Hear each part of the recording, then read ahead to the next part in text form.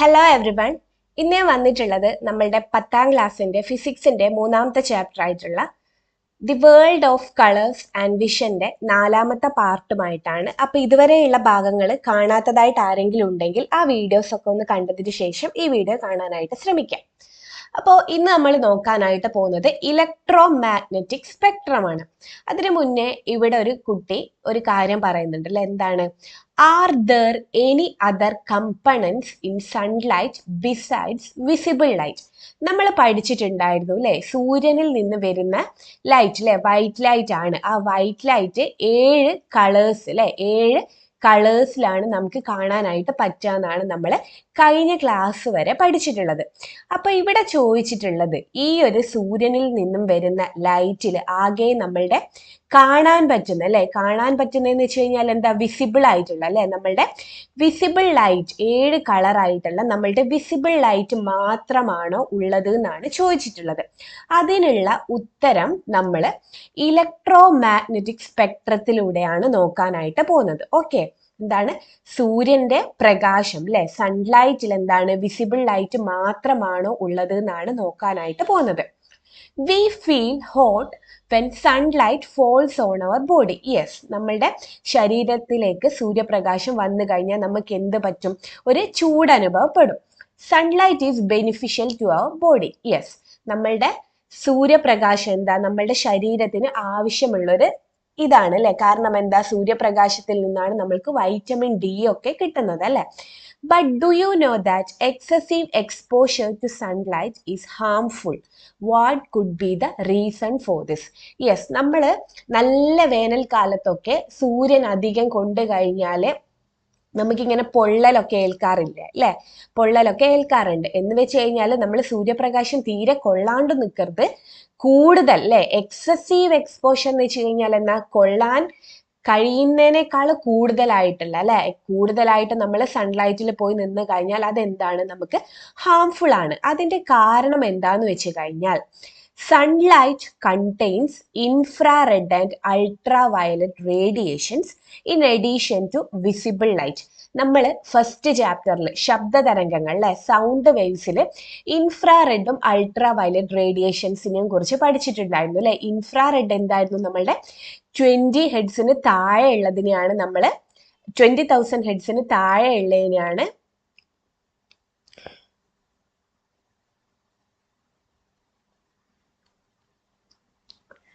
sunlight contains infrared and ultraviolet radiations in addition to visible light. Yes, അതായത് നമ്മൾ first ചാപ്റ്ററിൽ അല്ലെ sound waves പഠിക്കുമ്പോൾ പഠിച്ചിട്ടുണ്ടായിരുന്നു ഇൻഫ്രാറെഡിനെ കുറിച്ചും അൾട്രാവയലറ്റ് റേഡിയേഷൻസിനെ കുറിച്ചും അല്ലെ.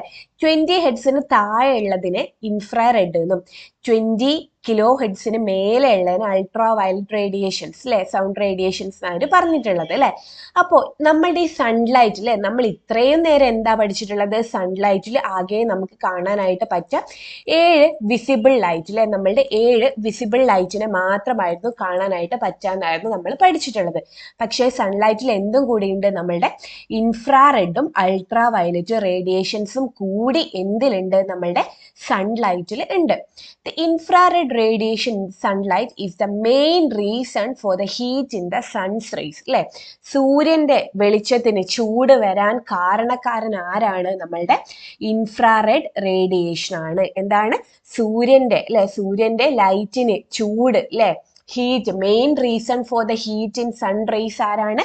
ഇൻഫ്രാറെഡ് റേഡിയേഷൻ ആണ്. ഇൻഫ്രാറെഡ് റേഡിയേഷൻ ആണ് സൂര്യന്റെ ലൈറ്റ് അല്ലെ, സൺലൈറ്റിന്റെ ഹീറ്റിനുള്ള മെയിൻ റീസൺ ആരാണ്? ഇൻഫ്രാറെഡ് റേഡിയേഷൻ ആണ്.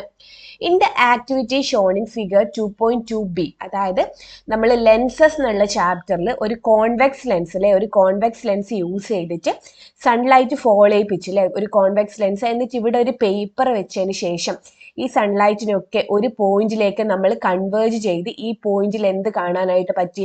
പേപ്പർ ബേൺ ചെയ്യുന്നതായിട്ട് കാണാനായിട്ട് പറ്റിയിട്ടുണ്ടായിരുന്നു അല്ലെ. പേപ്പർ ബേൺ ചെയ്യുന്നത് കാണാനായിട്ട് പറ്റിയിട്ടുണ്ടായിരുന്നു. ഇതും എന്തിന്റെ ഈലാണ് നമ്മൾ ആൻസർ ചെയ്യാനായിട്ട് പോകുന്നത്? ഈ ഒരു പേപ്പർ അല്ലെ, ഈ ഒരു പേപ്പർ കത്താനായിട്ട് കാരണം എന്താ? നമ്മളുടെ സൂര്യനിൽ നിന്നും വരുന്ന വെളിച്ചമുണ്ട് അല്ലെ. സൂര്യനിൽ നിന്ന് വിസിബിൾ ലൈറ്റും വരുന്നുണ്ട്, ഇൻഫ്രാറെഡും വരുന്നുണ്ട്, അൾട്രാ വയലറ്റും വരുന്നുണ്ട് അല്ലെ. അപ്പോൾ ഈ ചൂടിന് കാരണം ഇൻഫ്രാറെഡ് ആണെന്ന് നമ്മൾ പറഞ്ഞു അല്ലെ. അപ്പൊ ഈ ചൂടുള്ള അല്ലെ, ഈ ചൂടുള്ള ഇൻഫ്രാറെഡ് റേസ് എന്ത് ചെയ്യും? കൺവേർജ് ചെയ്യും അല്ലെ. കൺവേർജ് ചെയ്ത് ഒരു പോയിന്റിലേക്ക് കൺവേർജ് ചെയ്യും. എന്നിട്ട് എന്ത് സംഭവിക്കും? ഈ ഒരു ഏത് പോയിന്റിലാണോ കൺവേർജ് ചെയ്യുന്നത് ആ പോയിന്റിൽ എന്താ കുറേ നേരം ചൂടായി ചൂടായി ചൂടായി പിന്നെ അവിടെ കത്താനായിട്ട് തുടങ്ങും അല്ലെ. പിന്നെ അവിടെ കത്താനായിട്ട് തുടങ്ങും. അതാണ് ഇൻഫ്രാറെഡ് റേസ്. ഓക്കെ. പിന്നെ എന്താണ്? Ultraviolet radiation helps to produce vitamin D in our body അല്ലെ. അൾട്രാ വയലറ്റ് റേഡിയേഷൻ എന്തിനാണ് സഹായിക്കുന്നത്? നമ്മളുടെ ശരീരത്തിൽ വൈറ്റമിൻ ഡി പ്രൊഡ്യൂസ് ചെയ്യാനാണ് സഹായിക്കുന്നത്. അപ്പൊ ഇത്രയും നേരം നമ്മൾ എന്തൊക്കെ പഠിച്ചു? സൺലൈറ്റ് അല്ലെ. സൺലൈറ്റിൽ വിസിബിൾ ലൈറ്റ് മാത്രമാണോ ഉള്ളത്? അല്ല, വിസിബിൾ ലൈറ്റ് ഉണ്ട്, ഇൻഫ്രാറെഡ് ഉണ്ട് അല്ലെ. വിസിബിൾ ലൈറ്റ് ഉണ്ട്, ഇൻഫ്രാറെഡ് ഉണ്ട്, അൾട്രാ വയലറ്റ് റേഡിയേഷനും ഉണ്ട് അല്ലെ. അൾട്രാ വയലറ്റ് റേഡിയേഷനും ഉണ്ട്. ഇൻഫ്രാറെഡ് റേഡിയേഷൻ ആണ് സൺലൈറ്റിൽ നിന്നും വരുന്ന ഹീറ്റ് അല്ലെ, ഹീറ്റ് പ്രൊഡ്യൂസ് ചെയ്യുന്ന അല്ലെ. Reason for the heat in the sunrise ആരാണ്?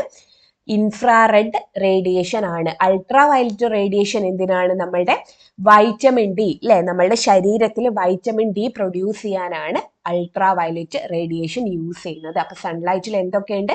വിസിബിൾ ലൈറ്റ് ഉണ്ട്, ഇൻഫ്രാറെഡ് റേഡിയേഷൻ ഉണ്ട്, അൾട്രാ വയലറ്റ് റേഡിയേഷൻ ഉണ്ട്. അപ്പൊ ഇക്കാര്യങ്ങൾ ഓർത്ത് വെക്കുക. ഓക്കെ. ഇനി നോക്ക്, solar radiation reach the Earth's atmosphere after traveling an average distance of 150 million kilometer through air and vacuum അല്ലെ. എന്താ പറഞ്ഞിട്ടുള്ളത്? ഇതിപ്പോ സൂര്യനാണെന്ന് വിചാരിക്കും. അപ്പൊ സൂര്യൻ നമ്മളുടെ ഭൂമിയുടെ അല്ലെ, എർത്തിന്റെ അറ്റ്മോസ്ഫിയറിലേക്ക് എത്താൻ കുറേ ദൂരം സഞ്ചരിച്ചതിന് ശേഷമാണ് അല്ലെ. കുറേ ദൂരം സഞ്ചരിച്ചതിന് ശേഷമാണ്. അപ്പൊ നമ്മളുടെ സ്പേസിൽ അല്ലെ, നമ്മളുടെ സ്പേസിൽ എന്താ? വാക്വം ഉണ്ടാവും അല്ലെ. വാക്വം ഉണ്ടാവും. പിന്നെ എന്തുണ്ടാവും? ഇങ്ങോട്ട് വരും തോറും നമുക്ക് എയർ വരും അല്ലെ. എയർ വരും. അപ്പോ ഈ ഒരു സൂര്യന്റെ പ്രകാശം അത്രയും ലോങ് ഡിസ്റ്റൻസ് ട്രാവൽ ചെയ്തിട്ടാണ് വരുന്നത്. ഏതിലൂടെയൊക്കെ? വാക്വത്തിലൂടെയും ട്രാവൽ ചെയ്യുന്നുണ്ട്, എയറിലൂടെയും ട്രാവൽ ചെയ്യുന്നുണ്ട്. അപ്പോ നമ്മൾ ഇത് നോക്കുവാണെങ്കിൽ സൂര്യന്റെ പ്രകാശം ഏറ്റവും കൂടുതൽ നേരം വാക്വത്തിലൂടെയാണ് ട്രാവൽ ചെയ്യുക. ഏറ്റവും കൂടുതൽ നേരം വാക്വത്തിലൂടെ ട്രാവൽ ചെയ്യും. കുറച്ച് സമയമാണ് ഏതിലൂടെ ട്രാവൽ ചെയ്യുള്ളൂ? എയറിലൂടെ ട്രാവൽ ചെയ്യുള്ളൂ. ഓക്കെ. ഒന്നുകൂടി പറഞ്ഞുതരാം. നമ്മൾ ഈ ഒരു സൂര്യന്റെ വെളിച്ചം വാക്വത്തിലൂടെയും എയറിലൂടെയും ട്രാവൽ ചെയ്യുന്ന ഡിസ്റ്റൻസ് നോക്കുവാണെങ്കിൽ എയറിലൂടെ ഏകദേശം ചെറിയൊരു ദൂരം മാത്രമേ നമ്മളുടെ സൂര്യന്റെ വെളിച്ചം സഞ്ചരിക്കുന്നുള്ളൂ. പക്ഷെങ്കിൽ എന്താ? ഏറ്റവും കൂടുതൽ ദൂരം ഏതിലൂടെയാണ് സഞ്ചരിക്കുന്നത്? അത് വാക്വത്തിലൂടെയാണ് സഞ്ചരിക്കുന്നത്. ഓക്കെ അല്ലേ?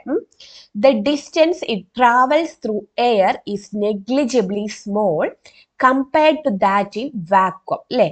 എയറിലൂടെ സഞ്ചരിക്കുന്ന ദൂരം എന്താണ്? കുറവാണ്. വാക്വത്തിലാണ് കൂടുതൽ ദൂരം സൺലൈറ്റിന്റെ റേസ് ട്രാവൽ ചെയ്യുന്നത്. Solar radiation contain visible light, infrared radiation, ultraviolet radiation etcetera അല്ലെ. നമ്മളുടെ സൂര്യനിൽ നിന്നും വരുന്ന അല്ലെ, സൂര്യനിൽ നിന്നും വരുന്ന ലൈറ്റിൽ ഏതൊക്കെയുണ്ട്? വിസിബിൾ ലൈറ്റ് ഉണ്ട്, ഇൻഫ്രാറെഡ് റേഡിയേഷൻ ഉണ്ട്, അൾട്രാ വയലറ്റ് റേഡിയേഷൻ ഉണ്ട്. പിന്നെ എന്താ ഇവിടെ ഇട്ടിട്ടുള്ളത്? എക്സെട്ര ഇട്ടിട്ടുണ്ട്. എന്തുണ്ട്?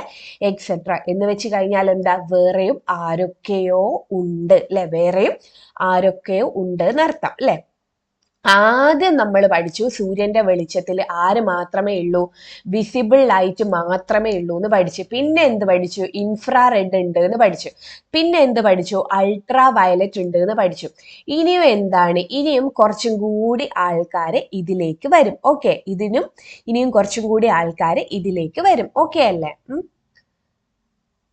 They do not require a medium to travel. എന്താണ്? വിസിബിൾ ലൈറ്റും ഇൻഫ്രാറെഡ് റേഡിയേഷനും അൾട്രാ വയലറ്റ് റേഡിയേഷനും ഒക്കെ ഉണ്ട് എന്ന് പറഞ്ഞു അല്ലെ. ഇതിലൂടെയൊക്കെ ലൈറ്റ് ട്രാവൽ ചെയ്യുമ്പോൾ എന്തിന്റെ ആവശ്യമില്ല? മീഡിയത്തിന്റെ ആവശ്യമില്ല. എന്തിന്റെ ആവശ്യമില്ല? മീഡിയത്തിന്റെ ആവശ്യമില്ല. അപ്പൊ നമ്മൾ ഫസ്റ്റ് ഫസ്റ്റ് ചാപ്റ്റർ നോക്കിയപ്പോൾ പഠിച്ചിട്ടുണ്ടായിരുന്നു അല്ലെ. വിത്തൗട്ട് മീഡിയം എന്തായിരുന്നു? Electromagnetic. ഓർമ്മയുണ്ടോ? ഇലക്ട്രോ മാഗ്നറ്റിക് എന്ന് പഠിച്ചത് ഓർമ്മയുണ്ടോ? Electromagnetic radiations do not require medium to travel നമ്മൾ പഠിച്ചിട്ടുണ്ടായിരുന്നു അല്ലെ. അപ്പൊ എന്താണ്? Visible light, infrared radiation, ultraviolet റേഡിയേഷനും പിന്നെ കുറച്ച് എക്സെട്ര ഉണ്ട് അല്ലെ. എക്സെട്രയിൽ നമ്മൾ കുറച്ചും കൂടി ആൾക്കാരെ ഇപ്പൊ ചേർക്കും. ഇവർക്കൊക്കെ എന്തിന്റെ ആവശ്യമില്ല? മീഡിയത്തിന്റെ ആവശ്യം ഇല്ല. ഇവരൊക്കെ വാക്വത്തിലൂടെ എത്ര സ്പീഡിലാണ് സഞ്ചരിക്കുന്നത്? 3 ലക്ഷം കിലോമീറ്റർ പെർ സെക്കൻഡ്. 3 ലക്ഷം കിലോമീറ്റർ എന്ന് വെച്ച് കഴിഞ്ഞാൽ എന്താ? 3 × 10⁸ മീറ്റർ പെർ സെക്കൻഡ് അല്ലെ. എത്രയാണ്? 3 × 10⁸ മീറ്റർ പെർ സെക്കൻഡ്. ഈ ഒരു റേഡിയേഷൻ അല്ലെ, ഈ ഒരു റേഡിയേഷൻസിനൊക്കെ ഈ ഒരു റേഡിയേഷൻസിനൊക്കെ വാക്വത്തിലൂടെ എത്ര സ്പീഡിൽ സഞ്ചരിക്കാനായിട്ട് പറ്റും? ഒരു സെക്കൻഡിൽ 3 × 10⁸ മീറ്റർ വരെ ദൂരം സഞ്ചരിക്കാനായിട്ട് പറ്റും. ഈ തരത്തിലുള്ള റേഡിയേഷനെയാണ് നമ്മൾ ഇലക്ട്രോ മാഗ്നറ്റിക് റേഡിയേഷൻസ് എന്ന് പറയുന്നത്. എന്താണ്? ഈ ഒരു തരത്തിൽ, അതായത് മീഡിയത്തിന്റെ ആവശ്യം ഇല്ല. പിന്നെന്താണ്? അത് വാക്വത്തിലൂടെ സഞ്ചരിക്കുന്ന സ്പീഡ് എത്രയാണ്? 3 × 10⁸ മീറ്റർ പെർ സെക്കൻഡ്. ഈ തരത്തിലുള്ള റേഡിയേഷനെയാണ് നമ്മൾ വിളിക്കുന്ന പേരാണ് ഇലക്ട്രോ മാഗ്നറ്റിക് റേഡിയേഷൻസ്. എന്താണ്? Electro magnetic radiations. അങ്ങനെയാണെങ്കിൽ നമ്മൾ ഇലക്ട്രോ മാഗ്നറ്റിക് സ്പെക്ട്രം എന്താണ് നോക്കിയിട്ടുണ്ടായിരുന്നു അല്ലെ. നമ്മൾ വിബ്ജിയോർ കണ്ടിട്ടുണ്ടായിരുന്നു അല്ലെ. വിബ്ജിയോർ അല്ലെ, നമ്മളുടെ വിസിബിൾ ലൈറ്റ് വേവ് ലെങ്ത് കൂടുന്നതനുസരിച്ച് നമ്മൾ ഓർഡർ ആയിട്ട് അറേഞ്ച് ചെയ്ത് വെച്ചിട്ടുണ്ടായിരുന്നു അല്ലെ. അതുപോലെ തന്നെ നമ്മളുടെ ഈ ഒരു ഏതൊക്കെ? ഇൻഫ്രാറെഡ്, അൾട്രാ വയലറ്റ്, പിന്നെന്താ? വിസിബിൾ ലൈറ്റ്, പിന്നെയും കുറച്ച് ആൾക്കാരും കൂടെ ഉണ്ട്. ആ ആൾക്കാരൊക്കെ ഒരു ഓർഡർ ആയിട്ട് ഡിസ്ട്രിബ്യൂട്ട് ചെയ്യുന്നതിനാണ് നമ്മൾ ഇലക്ട്രോ മാഗ്നറ്റിക് സ്പെക്ട്രം എന്ന് പറയുന്നത്. The orderly distribution of electromagnetic radiations is known as electromagnetic spectrum. Okay അല്ലേ? എന്താണ്? The orderly distribution of electromagnetic radiations. Electromagnetic radiationsൽ ഏതൊക്കെ വരും? നമ്മളുടെ വിസിബിൾ ലൈറ്റ് വരും അല്ലെ, ഇൻഫ്രാറെഡ് വരും, അൾട്രാ വയലറ്റ് വരും, പിന്നെ എക്സെട്ര ഉണ്ട്, കുറച്ചും കൂടി ആൾക്കാരുണ്ട് അല്ലെ. അപ്പൊ ഇവരൊക്കെ കൂടിയിട്ടുള്ളതാണ് നമ്മളുടെ ഇലക്ട്രോ മാഗ്നറ്റിക് റേഡിയേഷൻസ് അല്ലെ. അതിന്റെ പ്രത്യേകത എന്താ? അതിന് മീഡിയത്തിന്റെ ആവശ്യമില്ല. പിന്നെ എന്താണ്? 3 × 10⁸ മീറ്റർ പെർ സെക്കൻഡ് സ്പീഡിലാണ് അത് സഞ്ചരിക്കുന്നത് അല്ലെ. അങ്ങനെയുള്ള ഈ ഒരു ഇലക്ട്രോ മാഗ്നറ്റിക് റേഡിയേഷനെ നമ്മൾ ഓർഡർ ആയിട്ട് ഡിസ്ട്രിബ്യൂട്ട് ചെയ്യുന്നതിനാണ് ഇലക്ട്രോ മാഗ്നറ്റിക് സ്പെക്ട്രം എന്ന് പറയുന്നത്. ഓക്കെ അല്ലേ? അങ്ങനെയാണെങ്കിൽ ഇവിടെ നമുക്കൊരു ഇലക്ട്രോ മാഗ്നറ്റിക് സ്പെക്ട്രം കൊടുത്തിട്ടുണ്ട്. നോക്കിക്കോളൂ. ഇവിടെ പുതിയ ആള് വന്നിട്ടുണ്ട് അല്ലെ. ആരാണിത്? ഗാമ റേസ് വന്നിട്ടുണ്ട്, എക്സ് റേസ് വന്നിട്ടുണ്ട്, അൾട്രാ വയലറ്റ് വന്നിട്ടുണ്ട്. പിന്നെ ഈ ഒരു ഏരിയയിൽ എന്താണ്? ഈ ഒരു ഏരിയയിലാണ് നമ്മളുടെ വിസിബിൾ ലൈറ്റ് വരുന്നത്. പിന്നെ ആരുണ്ട്? നമ്മളുടെ ഇൻഫ്രാറെഡ് ഉണ്ട്. പിന്നെ ആരാണ്? റേഡിയോ വേവ്സ് ഉണ്ട്. നമ്മൾ ആകെ 3 ആൾക്കാരെ കുറിച്ചായിരുന്നു പഠിച്ചിട്ടുള്ളത് അല്ലെ. അൾട്രാ വയലറ്റ് ഉണ്ട്, ഇവിടെ എന്തുണ്ട്? വിസിബിൾ ലൈറ്റ് ഉണ്ട്, ഇവിടെ എന്തുണ്ട്? ഇൻഫ്രാറെഡ് റേഡിയേഷൻസ് ഉണ്ട്.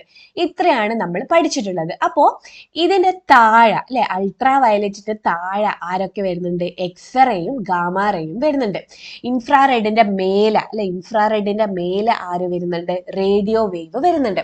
അപ്പോ ഈ ഒരു 6 എണ്ണം അല്ലെ, ഈ ഒരു 6 ആൾക്കാർ കൂടിയിട്ടുള്ളതിനെയാണ് നമ്മൾ എന്ത് പേര് വിളിക്കുന്നത്? Electro magnetic spectrum. എന്താണ്? ഇലക്ട്രോ മാഗ്നറ്റിക് സ്പെക്ട്രം എന്ന് പറയുന്നത്. ഓക്കെ ആണ്. എന്താ? ഒന്നും കൂടി നോക്കിക്കോളൂ. ഇലക്ട്രോ മാഗ്നറ്റിക് സ്പെക്ട്രം നമ്മൾ തുടങ്ങിയത് എന്നാ? സൂര്യന്റെ ലൈറ്റ് റേസിൽ വിസിബിൾ ലൈറ്റ് മാത്രമാണോ ഉള്ളതെന്നാണ് ക്വസ്റ്റ്യൻ ചോദിച്ചത്. അല്ല, ആരൊക്കെയുണ്ട്? വിസിബിൾ ലൈറ്റ് ഉണ്ട്, പിന്നെ ആരുണ്ട്? ഇൻഫ്രാറെഡ് ഉണ്ട് അല്ലെ. ഇൻഫ്രാറെഡ് ആണ് നമുക്ക് ഹീറ്റ് തരുന്ന ആള് അല്ലെ. മൂന്നാമത്തെ ആരായിരുന്നു? അൾട്രാ വയലറ്റ് ഉണ്ടായിരുന്നു. അൾട്രാ വയലറ്റ് ആയിരുന്നു നമുക്ക് വൈറ്റമിൻ ഡി തരുന്നത്. അതിന് പുറമെ ഇപ്പൊ കുറച്ച് ആൾക്കാരെയും കൂടി നമ്മൾ പഠിച്ചിട്ടുണ്ട്. ആരാണ്? പിന്നെ ഉള്ളതാണ് ഗാമാറേ ഉണ്ട്, എക്സ്റേ ഉണ്ട്, പിന്നെ ആരുണ്ട്? റേഡിയോ വേവ് ഉണ്ട് അല്ലെ. വേവ് ഉണ്ട്, റേഡിയോ വേവ് ഉണ്ട്. അപ്പൊ ഇവരെ ഒന്നും നമ്മൾ ഇപ്പൊ ഒരു ഓർഡറിലല്ല എഴുതിയിട്ടുള്ളത് അല്ലെ. ഇവരെയൊക്കെ കൂടിയിട്ടാണ് നമ്മളുടെ ഇലക്ട്രോ മാഗ്നറ്റിക് അല്ലെ, ഇലക്ട്രോ മാഗ്നറ്റിക് റേഡിയേഷൻസ് എന്ന് പറയുന്നത് അല്ലെ. ഇവരെയൊക്കെ കൂടിയിട്ടാണ് ഇലക്ട്രോ മാഗ്നറ്റിക് റേഡിയേഷൻസ് എന്ന് പറയുന്നത്. അപ്പൊ ഇവരെയൊക്കെ നമ്മൾ ഒരു ഓർഡർ ആക്കി അല്ലെ, ഒരു ഓർഡർ ആക്കി ഡിസ്ട്രിബ്യൂട്ട് ചെയ്യുകയാണെങ്കിൽ അതിനെ വിളിക്കുന്ന പേരാണ് ഇലക്ട്രോ മാഗ്നറ്റിക് സ്പെക്ട്രം. അപ്പൊ ഇവിടെ നിങ്ങൾ നോക്ക്, ഇവിടെ ഈ ഒരു നമ്മളുടെ ഇലക്ട്രോ മാഗ്നറ്റിക് റേഡിയേഷൻസിനൊക്കെ ഒരു ഓർഡർ ആയിട്ടാണ് അറേഞ്ച് ചെയ്ത് വെച്ചിട്ടുള്ളത്. ഗാമാറേനെ നോക്ക്, വേവ് ലെങ്ത് എത്രയാ, 10⁻⁻14 അല്ലെ. എക്സ്റേന്റെ നോക്ക് 10⁻⁻2, അൾട്രാ വയലറ്റിന്റെ 10⁻⁻8. ഇവിടെയാണ് നമ്മളുടെ ആരുള്ളത്, ഈ ഒരു വിസിബിൾ ലൈറ്റ് ഉള്ളത് അല്ലെ. വിസിബിൾ ലൈറ്റ് നമ്മൾ പഠിച്ചിട്ടുണ്ടായിരുന്നു അല്ലെ. വയലറ്റിന്റെ 300 സംതിങ് ടു 400 സംതിങ് എന്നൊക്കെ നമ്മൾ പഠിച്ചിട്ടുണ്ട് അല്ലെ. റെഡിന്റെ 700 സംതിങ് എന്നൊക്കെ നമ്മൾ പഠിച്ചിട്ടുണ്ട് അല്ലെ. അപ്പൊ നോക്ക് ഇവിടെ അല്ലെ ഏകദേശം എത്ര വരും, 400 നാനോമീറ്റർ അല്ലെ. നാനോ എന്ന് വെച്ച് കഴിഞ്ഞാൽ എന്താ, ഇൻറ്റു 10⁻⁻9 ആണ് കേട്ടോ. എത്രയാണ്, ഇൻറ്റു 10⁻⁻9 നാനോ എന്ന് പറയുന്നത്. ഓക്കെ, അപ്പൊ എന്താ, അൾട്രാ വയലറ്റ് കഴിഞ്ഞ് ഇവിടെ നമുക്ക് എന്തുണ്ട്, വിസിബിൾ ലൈറ്റ് ഉണ്ട് അല്ലെ. വിസിബിൾ ലൈറ്റ് 400 തൊട്ട് 700 നാനോമീറ്റർ വരെ അല്ലെ ഓർഡർ ആക്കി വെച്ചിട്ടുണ്ട്. ഇനി അടുത്ത ആരാണ്, നമ്മളുടെ ഇൻഫ്രാറെഡ് റേഡിയേഷൻസ് വരുന്നുണ്ട് അല്ലെ. ഇൻഫ്രാറെഡ് റേഡിയേഷൻസ് എത്രയാ, 10⁻⁻4 അല്ലെ, 10⁻⁻4. പിന്നെയാണ് നമ്മളുടെ റേഡിയോ വേവ്സ് വരുന്നത് അല്ലെ. റേഡിയോ വേവ്സ് ആണ് ഇങ്ങോട്ടേക്ക് അല്ലെ, 10⁻2 10⁻4 10⁻⁻2 എന്നൊക്കെ പറഞ്ഞ് റേഡിയോ വേവ്സ് ഇങ്ങോട്ടേക്ക് വരുന്നുണ്ട്. അപ്പൊ നിങ്ങൾ നോക്കിയാൽ മനസ്സിലാവും എങ്ങനെയാണുള്ളത് അല്ലെ. വേവ് ലെങ്ത് ചെറുതിൽ നിന്ന് കൂടുന്ന രീതിയിൽ അല്ലെ. വേവ് ലെങ്ത് എങ്ങനെയാണുള്ളത്, കുറവ് അല്ലെ. 10⁻⁻4 കുറവാണ്, 10⁻4 വലുതാണ് അല്ലെ. അപ്പോൾ ചെറുതിൽ നിന്ന് വലുതിലേക്ക് പോകുന്ന ഒരു ഓർഡറിലാണ് ആരെ അറേഞ്ച് ചെയ്ത് വെച്ചിട്ടുള്ളത്, നമ്മളുടെ ഇലക്ട്രോ മാഗ്നറ്റിക് റേഡിയേഷൻസിനെ അറേഞ്ച് ചെയ്ത് വെച്ചിട്ടുള്ളത് അല്ലെ. ഗാമാറേ, എക്സ്റേ, അൾട്രാ വയലറ്റ്, ഇവിടെ ആരുണ്ട്, വിസിബിൾ ലൈറ്റ് ഉണ്ട് അല്ലെ. ഇവിടെ വിസിബിൾ ലൈറ്റ് ഉണ്ട്, ഇൻഫ്രാറെഡ് ഉണ്ട്, റേഡിയോ വേവ് ഉണ്ട് അല്ലെ. മൈക്രോവേവ് എന്നൊക്കെ ഉണ്ട്, പക്ഷെ ഇവിടെ നിങ്ങൾക്ക് പഠിക്കാനായിട്ടില്ല. അപ്പൊ ഇത്രയും കാര്യങ്ങൾ മനസ്സിലാക്കി വെക്കുക. ഓക്കെ, അപ്പൊ ഇതിനെയാണ് നമ്മൾ എന്ത് പേര് വിളിക്കുന്നത്, electro magnetic spectrum. Electro magnetic spectrum എന്ന ഇലക്ട്രോ മാഗ്നറ്റിക് റേഡിയേഷനെ നമ്മളൊരു ഓർഡർ ആയിട്ട് ഡിസ്ട്രിബ്യൂട്ട് ചെയ്യുന്നതിനാണ് നമ്മൾ ഇലക്ട്രോ മാഗ്നറ്റിക് സ്പെക്ട്രം എന്ന് പറയുന്നത് അല്ലെ. Ascending order of wavelength, ascending order എന്ന് വെച്ച് കഴിഞ്ഞാൽ എന്താ, ചെറുതിന്ന് വലുതിലേക്ക് പോകുന്ന ഓർഡറിൽ അല്ലെ. അതെങ്ങനെയായിരിക്കും, gamma ray, X ray, ultraviolet, visible, infrared, radio wave അല്ലെ. അപ്പൊ ഇങ്ങനെയാണ് നമ്മൾ ഓർഡർ ആയിട്ട് അറേഞ്ച് ചെയ്ത് വെച്ചിട്ടുള്ളത്. ഇവിടെ പിന്നെ നിങ്ങൾക്ക് ഹൈ എനർജി, ലോ എനർജി എന്നൊക്കെ കാണാനും പറ്റുന്നുണ്ട് അല്ലെ. ഇവിടെ ഇങ്ങോട്ടേക്ക് പോകുമ്പോൾ വയലറ്റിന്റെ അടുത്തേക്ക് പോകുമ്പോൾ എന്താണ്, അവിടെ ഒരു ഹൈ എനർജിയാണ്. റെഡിന്റെ അടുത്തേക്ക് പോവാണെങ്കിൽ അവിടെ ലോ എനർജിയും ആണ്. ഓക്കെ അല്ലേ. അപ്പൊ ഇന്ന് നമ്മൾ ആകെ വളരെ ചെറിയൊരു കാര്യം മാത്രമേ പഠിച്ചിട്ടുള്ളൂ. ഇലക്ട്രോ മാഗ്നറ്റിക് സ്പെക്ട്രത്തെ കുറിച്ചാണ് നമ്മൾ പഠിച്ചിട്ടുള്ളത്. നമ്മളുടെ സൂര്യന്റെ പ്രകാശത്തിൽ വൈറ്റ് ലൈറ്റിലെ വിസിബിൾ ലൈറ്റ് മാത്രമല്ല ഉണ്ടാവുക, അതിന് പകരം എന്താ, ഇൻഫ്രാറെഡ്, പിന്നെന്താ, അൾട്രാ വയലറ്റ് ഉണ്ട്, ഗാമാറേ ഉണ്ട്, എക്സ്റേ ഉണ്ട്, റേഡിയോ വേവ് ഉണ്ട്, അങ്ങനെ കുറേ വേവ് ഉണ്ട് അല്ലെ. അപ്പൊ ഇൻഫ്രാറെഡ് റേ ആണ് നമ്മളുടെ സൂര്യനിൽ നിന്ന് വരുന്ന ചൂടിന്റെ കാരണം അല്ലെ. വൈറ്റമിൻ ഡി പ്രൊവൈഡ് ചെയ്യുന്ന ആരാണ്, നമ്മളുടെ അൾട്രാ വയലറ്റ് റേഡിയേഷൻസ് ആണ്. പിന്നെ എന്താണ്, ഇലക്ട്രോ മാഗ്നറ്റിക് റേഡിയേഷൻസ് ആണ് നമ്മളുടെ ഈ ഒരു 7 ആൾക്കാരും അല്ലെ, ഈ ഒരു 6 ആൾക്കാരും എന്താ, നമ്മളുടെ ഇലക്ട്രോ മാഗ്നറ്റിക് റേഡിയേഷൻസ് ആണ് അല്ലെ. ഇതിന്റെ പ്രത്യേകത എന്താ, ഇതിന് മീഡിയത്തിന്റെ ആവശ്യമില്ല. സ്പീഡ് എത്രയാണ്, 3 × 10⁻8 മീറ്റർ/സെക്കൻഡും ആണ്. അപ്പോൾ ഈ ഒരു റേഡിയേഷൻസിനെ ഒക്കെ ഒരു ഓർഡർ ആയിട്ട് അറേഞ്ച് ചെയ്ത് എഴുതുന്നതിനെയാണ് നമ്മൾ ഇലക്ട്രോ മാഗ്നറ്റിക് സ്പെക്ട്രം എന്ന് പറയുന്നത്. ഓക്കെ അല്ലേ. അപ്പൊ ഇത്രയാണ് നമ്മൾ ഇന്ന് നോക്കാനായിട്ട് ഉദ്ദേശിച്ചത്. എന്തെങ്കിലും ഡൗട്ട് ഉണ്ടെങ്കിൽ കമന്റ് സെക്ഷനിലൂടെ അറിയിക്കാം. അപ്പൊ ഇനി നമുക്ക് നെക്സ്റ്റ് ക്ലാസ്സിൽ കാണാം. എല്ലാവർക്കും all the best. Thank you.